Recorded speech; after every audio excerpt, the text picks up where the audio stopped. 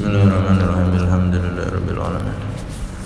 Arrahmanirrahim. Maliki yaumiddin. Iyyaka na'budu wa iyyaka nasta'in. Shiratal ladzina an'amta 'alaihim ghairil maghdubi 'alaihim waladdallin. Bismillah, alhamdulillah, wassalatu wassalamu ala rasulillah sayyidina Muhammad bin Abdillah wa ala alihi wa sahbihi wa man wala. Wala hawla wala quwwata illa billah. Rabbi shrah li sadri wa yassir li amri wahlul 'uqdatam min lisani yafqahu qawli. Saddid lisani wa bi qalbi bi haqqi sayyidina Muhammadin sallallahu alaihi wasallam. Isturakum ya ahli darki wa ya ahli batin wa ya ahli nabati wa ya ahli nur, amma ba'd. Hadirin yang dirahmati oleh Allah Subhanahu wa taala,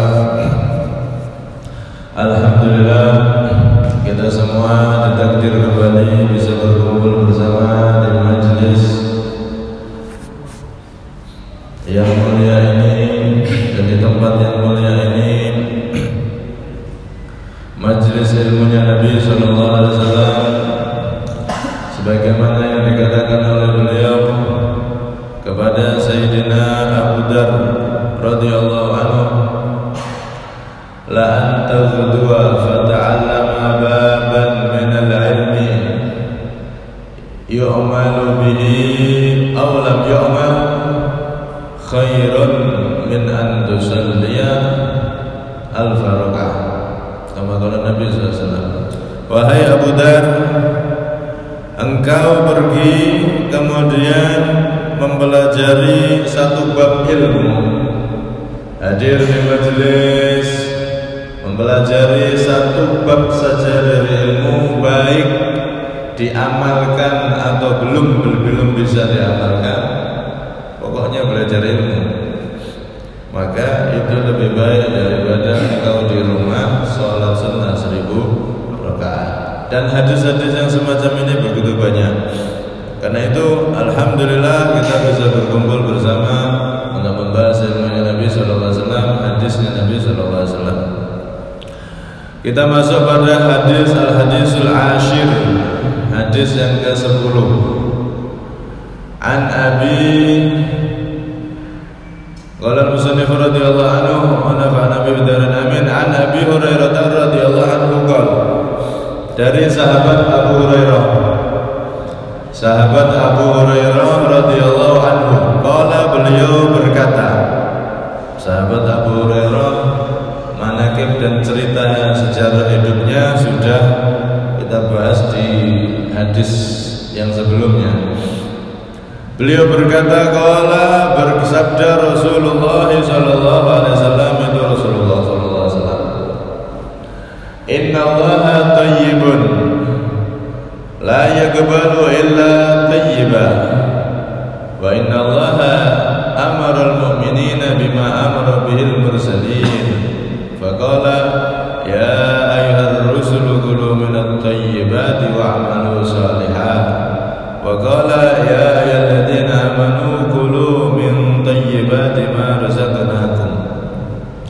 Rasulullah SAW bersabda, innallaha thayyibun, sesungguhnya Allah itu maha bagus, maha baik, maha indah. La yaqbalu, yang tidak akan menerima, illa thayyiban, kecuali sesuatu yang bagus, sesuatu yang baik.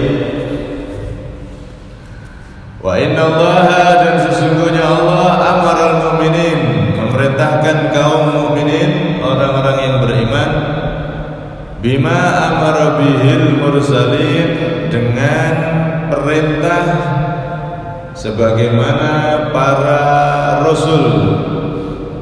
Allah memerintahkan kaum mukminin dengan perintah sebagaimana diperintahkan kepada para rasul. Faqala, maka Allah berfirman, ya ayyuhar rusul, wahai para rasul, kulu, makanlah kalian minat thayyibati, dari sesuatu yang baik, yang bagus. Wa'malu, dan beramallah kalian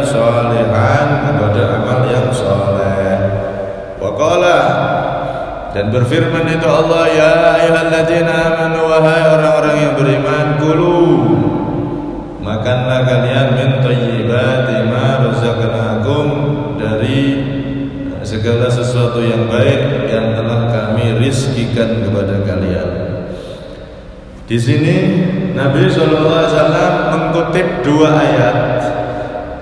Dalam hadisnya ini Nabi mengutip dua ayat. Ya ayyuhar rasulu kulu minat thayyibati wa'malu sholihan. Kemudian beliau membacakan ayat yang kedua, ya ayyuhalladzina amanu kulu min thayyibati ma razaqnakum. Di awal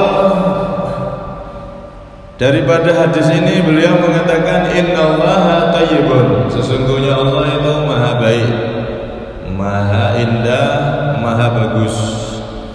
Allah itu maha baik.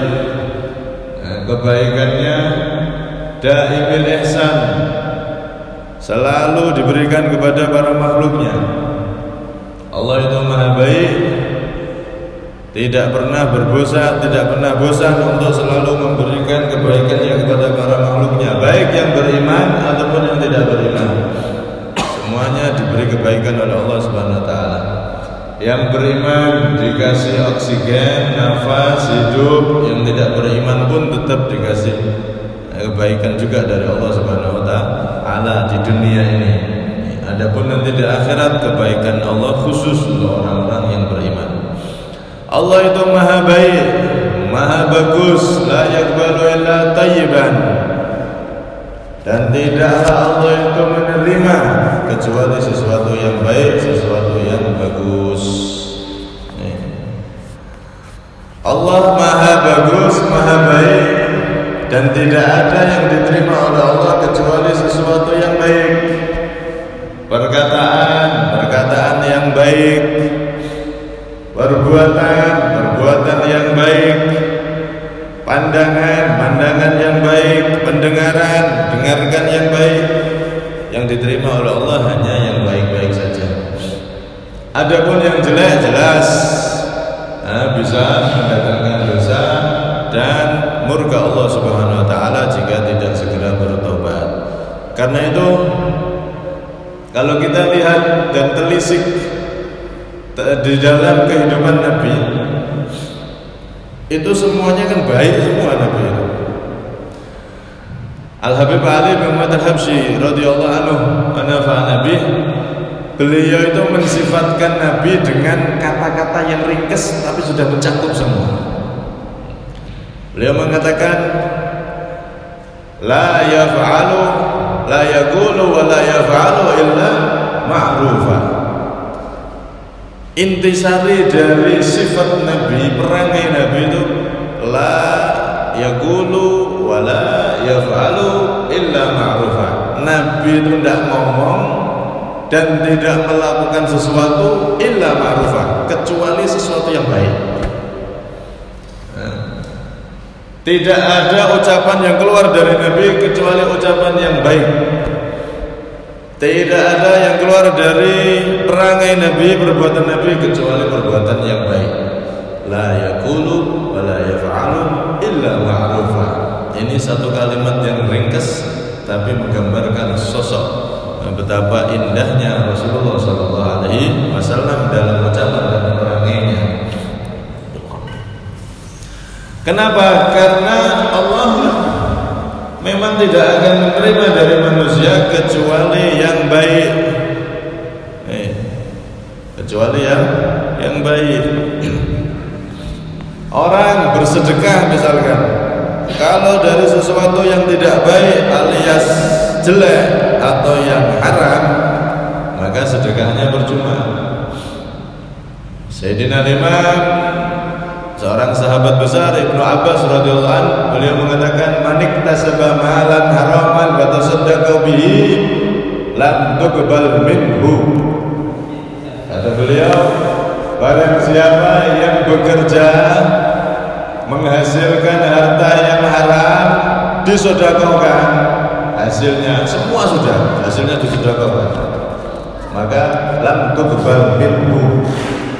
Walaupun banyak hasil sedekahnya itu yang disedekahkan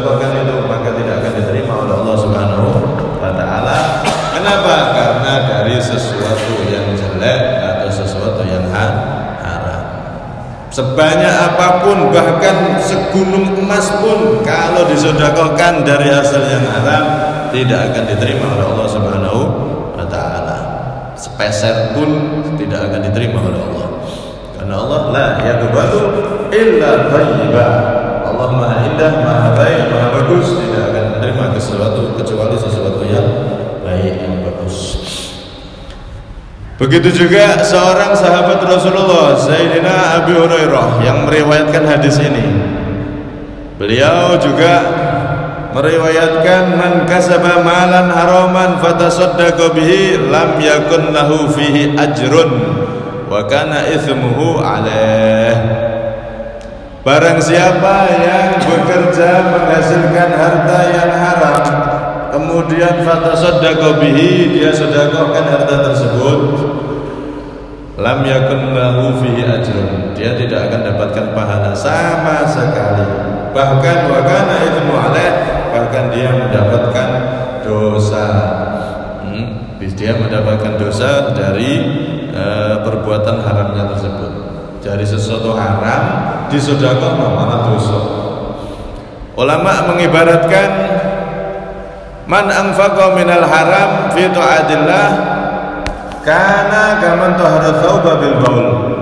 Imam Sufyan Ats-Tsauri mengatakan, orang yang bersedekah dari sesuatu yang jelek alias haram itu seperti orang yang mencuci baju bukan dengan air. Kalau dengan air kan bisa bersih itu bajunya, tapi dia mencuci baju dengan air seni atau air kencing.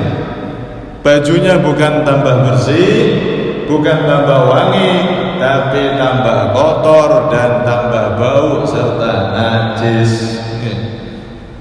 Wah, aku pengen sedekah, tapi hasil dari kecurian, hasil dari ngerampok, hasil dari korupsi dan lain-lain, maka itu justru double dosanya.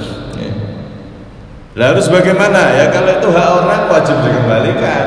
Kalau memang memungkinkan untuk dikembalikan. Wah, ini tapi sudah tidak diketahui pemiliknya, maka pernah kita bahas itu, bisa disedekahkan tapi dengan niat apa? Pahalanya ini untuk orang tersebut. Cuman kalau misalkan orangnya ketemu lagi, wajib untuk kembalikan lagi. Duh, wong iki ketemu neh, wong ternyata cik urip. Ini dulu yang saya, maka wajib kita keluarkan lagi untuk mengganti harta yang pernah kita ambil, yang walaupun sudah disedekahkan. Kadang memang seperti itu. Ada orang ngambil hartanya orang, kemudian dia ini tahu orangnya mau mengembalikan, takut. Saya kalau mengambilkan, misalkan maling atau pitik misalnya, saya kalau mengembalikan terus terang bahaya, ini bisa jadi saya di penjara nanti. Saya takut, khawatir. Saya takut dan khawatir. Ya, kembalikan dengan diam-diam. Kembalikan dengan diam-diam kalau bisa. Kalau memang tidak bisa, yaitu tadi sama. Atau kalau sekarang itu ya gampang ya, ditransfer, dikirim. Soalnya diusahakan untuk dikembalikan tanpa harus memberitahu kita yang ngambil. Kalau memang khawatir ada bahaya seperti itu tadi, itu boleh. Atau paling minimalnya itu tadi, kita bersedekah untuk orang tersebut dan amalnya kita niatkan untuk orang tersebut. Tapi kalau memang ada orang yang dia ini menghasilkan dari yang haram, kemudian dia bersedekah tanpa ada niatan untuk mengembalikan hak orang itu tadi, maka itu yang dimaksud dalam makalah Imam Sufyan Ats-Tsauri tadi, itu seperti orang yang mencuci pakaian dengan air kencing, air najis. Kemudian wa inna Allah amara al-mu'minin bima amara bihil mursalin. Jadi Allah tidak akan menerima sesuatu kecuali yang baik. Tidak, dalam semua hal itu, harta, perbuatan dan lain-lain, semuanya yang diterima oleh Allah hanya segala yang baik. Wa innallaha amaral mu'minin bima amara bil mursalin. Kata Rasulullah selanjutnya, Allah itu memerintahkan orang-orang yang beriman sebagaimana Allah memerintahkan kepada para utusannya, para rasul. Jadi kita orang yang beriman itu diperintah sama seperti perintah yang diterima oleh para rasul. Yaitu apa? Beliau membacakan satu ayat yang menunjukkan perintahnya Allah kepada para rasul. Ya ayyuhar rusulu, wahai para rasul, kulu minat thayyibat, makanlah dari segala sesuatu yang baik, wa'malu sholihah, dan beramal solehlah kalian wahai para rasul. Di ayat ini perintah untuk para rasul, perintah makan yang baik, yang halal, dan perintah berbuat kebaikan, amal soleh. Kemudian Nabi membacakan ayat yang kedua, ya ayyuhalladzina amanu kulu min thayyibati ma razaqnakum. Wahai orang-orang yang beriman, makanlah dari sesuatu yang baik yang telah kami berikan kepada kalian, kami rizkikan kepada kalian. Di sini perintahnya sama. Allah memerintahkan para rasul makan yang baik, makan yang halal. Begitu juga kita orang yang beriman diperintah sama untuk memakan rizki yang halal, mencari yang halal, makan yang halal. Yang diperintahkan itu thayyib, baik. Baik di sini adalah yang halal. Karena walaupun enak, walaupun bergizi, tapi kalau dari hasil yang haram itu jelek. Nah, di sisi Allah, di dalam pandangan agama itu adalah makanan jelek, bahkan terjelek. Walaupun bergizi, walaupun gizinya tinggi dan nikmat lezat, tapi kalau dari yang haram itu adalah makanan yang jelek. Makanan yang jelek. Kenapa? Karena berbahaya. Berbahaya untuk tubuh, bisa jadi penyakit macam-macam, dan paling bahaya nanti di akhirat kalau jadi daging, jadi darah, alhamdulillah, maka fannaru aula bih, kata Rasulullah. Daging, darah yang terbuat dari makanan yang haram, maka tempatnya nanti akan ditempatkan di neraka. Alhamdulillah. Karena itu, kalau ada orang tua dia ini memberi makan anak-anaknya dengan makanan yang haram, ini kalau dipikir dengan sungguh-sungguh, direnungi dengan sungguh-sungguh, itu jadi orang tua yang paling kejam. Kenapa? Karena mempersiapkan anaknya, tubuhnya untuk masuk ke neraka. Fannaru aula bih.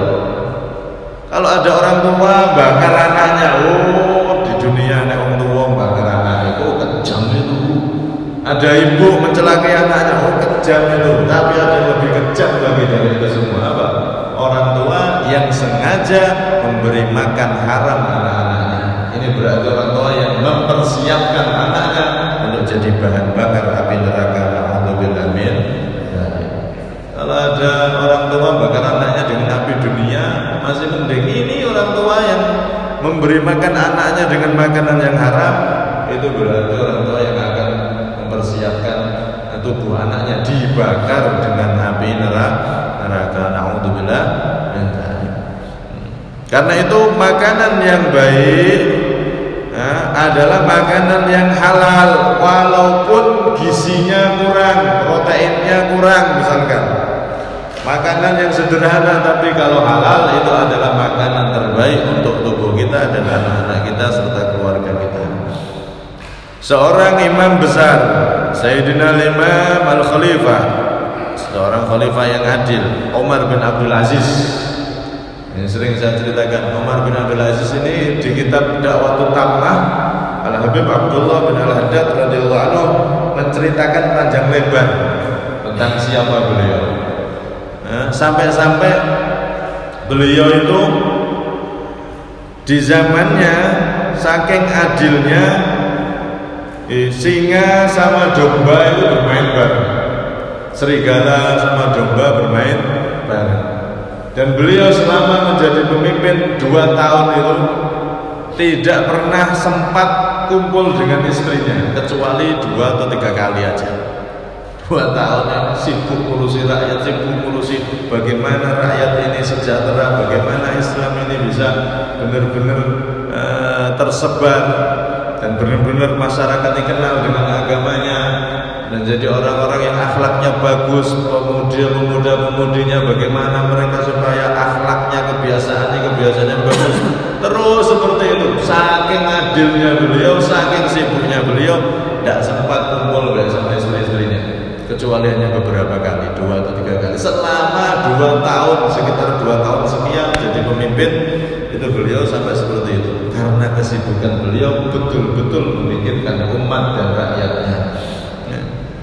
Nah, beliau ini orang yang sangat warok, sangat sederhana sekali, tersohor seorang pemimpin yang luar biasa. Tapi suatu ketika ada orang yang melihat ketika beliau makan itu hims sama adas. Adas sama hims, adas itu kayak kacang, itu kalau ditumbuk, digodok gitu kayak beras digodok jadi bubur. Dikasih hims itu kayak buncis gitu sayurannya. Ini makanan paling sederhana. Jadi kayak bubur gitu, bubur nasi dikasih sayur. Makanan yang begitu sederhana sekelas pemimpin. Umar bin Abdul Aziz ini pemimpin khalifah, pemimpin umat Islam sedunia. Presiden sama khalifah itu masih besar khalifah kekuasaannya. Ini pemimpin umat Islam sedunia. Kalau presiden kan pemimpin umat Islam di negaranya, pemimpin umat di negaranya. Ini enggak, umat Islam seluruh dunia beliau pimpin. Makannya cuma bubur kayak gitu.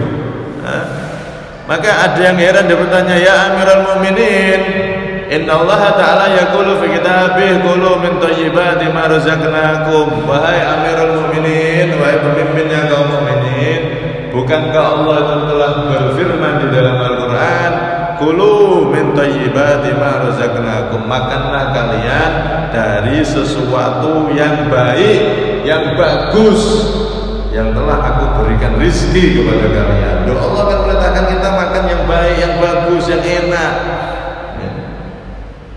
Maka beliau menjawab apa? Hayhata dhahabta bihi ila ghairi madhhabih, innama yuridu thayyibal kasbi la yuridu thayyibat ta'am. Wah, kamu ini jauh itu pemahamanmu. Ayat ini maksudnya bukan seperti itu. Yang dimaksud oleh Allah di sini makanan yang baik, yang enak, yang bagus, thayyibati ma razaqnakum, itu bukan kenikmatan makanannya, bagusnya proteinnya, bagusnya kandungan gizinya, bukan. Tapi yang dimaksud oleh Allah adalah bagus cara mendapatkannya, cara kerja untuk mendapatkan makanan ini dari yang halal. Itu yang dimaksud oleh Allah Subhanahu wa Ta'ala, bukan makanan yang nikmat makanannya, enggak, yang bagus makanannya bukan, tapi yang bagus cara menghasilkannya, cara kerja untuk menghasilkan makanan tersebut. Makanya para ulama itu di dalam kitab, sebagaimana hadis yang ditanyakan oleh para sahabat ketika Rasulullah ditanya tentang pekerjaan yang bagus itu profesi apa.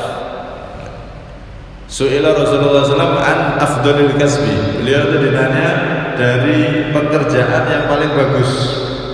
Karena kalau pekerjaan bagus, baik, berarti hasilnya nanti bagus, jadi rezeki yang baik. Min thayyibati ma razaqnakum, dalam firman Allah tadi. Maka Nabi mengatakan bai'un mabrur. Pekerjaan yang paling bagus, kalau jumlah pekerjaan, macam-macam pekerjaan banyak, tapi yang paling bagus, paling afdal kata Rasulullah, bai'un mabrur, yaitu jual beli yang bagus. Jadi profesi pedagang yang jual beli dengan jujur, dengan bagus cara jual belinya, tidak nipu, nimbangnya timbangan yang benar, sekilo ya sekilo, kalau perlu dilebihi, bukan malah sekilo dikasih bandul bawahnya padahal 8 ontok, sekilo kurang asli ini, permainan timbangan. Maka ini berbahaya. Wailul lil mutaffifin, celaka celaka yang begitu besar bagi orang-orang yang mengurangi timbangan, yang gak jujur dalam jual belinya. Oh, itu mengurangi timbangan itu termasuk dosa besar itu. Dulu ada umatnya salah satu nabi yang gara-gara praktek seperti itu, curang dalam timbangan, mereka semua disiksa, dihancurkan oleh Allah. Nah di zaman sekarang untung jadi umatnya nabi, untung kita tuh jadi umatnya Nabi Muhammad. Kalau enggak, waduh, kalau enggak ditahan dengan rahmatnya Nabi, siksa Allah sudah. Dosa yang dilakukan umat dulu itu dilakukan juga di dalam umat ini, umatnya Nabi SAW. Ngurangi timbangan itu salah satu dosa yang menyebabkan umat dahulu itu turun siksaan gara-gara itu. Nah kata Rasulullah, orang yang jualan dan dia jujur dalam jualannya, timbangannya benar, terus tidak bohong, tidak pakai sumpah-sumpah. Oh sumpah ini baju ini saya tulaannya cuma sekian, bersama sampai teman saya dapat sedikit, dapat 5.000 tok, sumpah tenang. Padahal untungnya 100%. Ya jual biasa aja, jangan sumpah-sumpah, jangan bohong agar pembeli mau beli, jangan. Tapi jadilah penjual berproses punya pekerjaan yang jujur, jadi pedagang yang jujur. Ini adalah salah satu profesi pekerjaan yang paling utama di dalam mencari yang halal. Sampai-sampai Nabi mengatakan dalam hadis itu, At-tajirul amin as-suduqul muslim ma'asyuhada'i yaumil qiyamah. Pedagang yang jujur, yang dapat dipercaya, tidak khianat dalam timbangannya dan lain-lain, dia jujur benar dan beriman soleh, maka dia nanti sing wajib dijaga pada dagangannya, tidak menjauhkan dia dari sholat 5 waktu, dagangannya tidak menghalangi dia dari berpuasa Ramadan ketika Ramadan, dagangannya tidak menghalangi dia dari segala perintah Allah yang wajib-wajib dia lakukan, dan dia menjadi pedagang jujur, semacam-macam itu harus cukup. Apalagi kalau jadi pedagang yang sunnah-sunnah dilakukan. Ada pedagang yang wajib dijaga dan dia jujur dalam dagangannya. Apa kata Rasulullah? Masyuhada'i yaumil qiyamah. Mereka nanti akan dikumpulkan bersama orang-orang yang mati syahid di hari kiamat. Sak derajat sama mereka. Orang yang mati syahid itu bertempur membela Islam sampai nyawanya hilang, itu derajatnya tinggi, syahid. Ini ada pedagang yang nanti akan sampai pada derajat tersebut dengan apa? Dagang jujur dan menjaga, cukup yang wajib aja. Apalagi kalau yang sunnah, apalagi seperti orang-orang dulu itu sambil nunggu pelanggan atau pembeli baca Quran, wirid sholawat, atau baca dzikir sub, bacaan yang disunnah dibaca ketika kita dalam pasar. Itu bacaan la ilaha illallah wahdahu la syarikalah lahul mulku wa lahul hamdu yuhyi wa yumitu wa huwa hayyun la yamut biyadihil khairu wa huwa ala kulli syai'in qadir. Itu barang siapa membaca itu sekali ketika dia di dalam pasar, maka dapat 3 juta anugerah Allah. 1 juta dosa diampuni, 1 juta pahala tertulis, dan 1 juta derajatnya diangkat oleh Allah Subhanahu wa ta'ala. Pedagang dalam pasar tapi derajatnya naik begitu tinggi. Masya Allah, ini indahnya kita, nikmat dan gampangnya kita jadi umatnya Nabi. Pengen mati syahid tidak perlu ngangkat senjata. Oh di sini aman, kecuali kalau ada penjajah masuk, ada komunis, ada yang pengen jajah negara baru, kita angkat senjata. Tapi aman, pengen dapat mati syahid gampang. Jadi pedagang jujur dan jaga yang wajib, sudah sampai derajat orang yang mati syahid. Ini pertama, pedagang yang jujur kata Rasulullah. Wa amalur rajuli biyadi. Pekerjaan kedua yang paling afdal adalah hasil daripada tangan sendiri. Perbuatan atau karya dari seseorang dengan tangannya. Berarti bisa jadi mebel, bisa termasuk juga berkebun, itu masuk dalam hadis ini. Berkebun, bercocok tanam, itu semua termasuk perbuatan pekerjaan yang afdol. Dua itu, dan lain-lain yang jelas pekerjaan itu semua harus kita pilih pekerjaan yang halal sehingga hasilnya adalah hasil yang halal, dan kita termasuk orang-orang yang menjalankan perintah Allah yang mana perintah ini juga diperintahkan kepada para rasul, yakni memakan sesuatu yang halal. Para rasul itu sebenarnya mereka itu sudah dijamin oleh Allah maksum itu tidak mungkin melakukan dosa. Jadi para nabi, para rasul, ismatuhum kasairil malaikah wajibatun wa fadlul malaikah. Para nabi itu punya sifat ismah, punya sifat wajib ismah. Ismah itu terjaga seperti terjaganya malaikat. Jadi tidak mungkin nabi korupsi, itu tidak mungkin. Tidak mungkin ada seorang nabi atau rasul itu dia maling atau ngambil haknya orang, tidak mungkin. Pasti yang dia kerjakan halal dan hasilnya jelas halal. Itu saja diperintah oleh Allah, wahai para nabi, wahai para rasul, kerja cari yang halal. Mereka diperintahkan, padahal sudah punya sifat maksum, tidak mungkin melakukan dosa. Tidak mungkin nabi masa korupsi, tidak ada ceritanya. Dosa besar, dosa kecil, seluruh para nabi itu terjaga sebagaimana terjaganya para malaikat. Malaikat mulai awal diciptakan dan terus sampai kapanpun dia tidak akan pernah bermaksiat kepada Allah. Begitu juga para nabi, mulai dia balik, para nabi, semua para nabi, bukan hanya Nabi Muhammad, tapi semua para nabi dalam akidah kita Ahlussunnah Jamaah, mereka dijaga oleh Allah sebagaimana malaikat dijaga dari semua dosa. Jadi tidak ada nabi melakukan dosa kecil apalagi dosa besar, bersih dari semua dosa. Kalaupun ada nabi yang melakukan kesalahan seperti Nabi Adam dilarang makan buah khuldi, kok makan buah khuldi, itu bukan dosa. Atau Nabi Ibrahim, Nabi Ibrahim ketika ditanya ini siapa, hadi ukhti, ini adalah saudaraku, padahal istrinya. Padahal istrinya. Maka itu semua adalah atas perintah Allah, dan beliau-beliau itu ketika terjadi kesalahan secara dohir itu dalam keadaan lupa. Nabi Adam itu makan buah khuldi dalam keadaan lupa. Orang lupa kan tidak dosa. Mereka para nabi dijaga dari dosa, tapi mereka punya sifat manusiawi, bisa lupa dan lain-lain kayak manusia.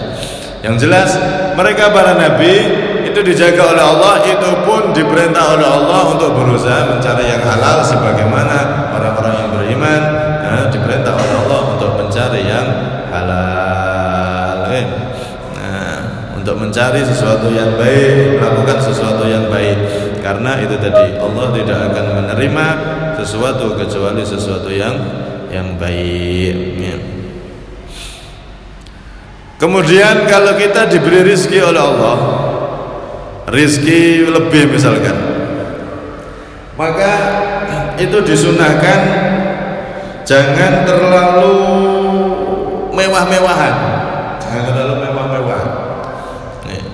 Misalkan punya rezeki banyak, keluarganya makannya terlalu mewah, itu disunahkan jangan terlalu mewah. Ini menurut pendapat dari para ulama salaf. Jadi kalau kita dikasih rezeki ya dinikmati, disyukuri, cuman jangan terlalu boros, jangan terlalu bermewah-mewahan, berlebih-lebihan dalam pakaian, dalam kendaraan, dalam rumah dan lain-lain. Sewajarnya, jangan terlalu bermewah-mewah. Bahkan tadi itu Sayyidina Umar bin Abdul Aziz beliau makannya sederhana. Cuman ada pendapat thariqahnya Sayyidina Ali bin Abi Thalib.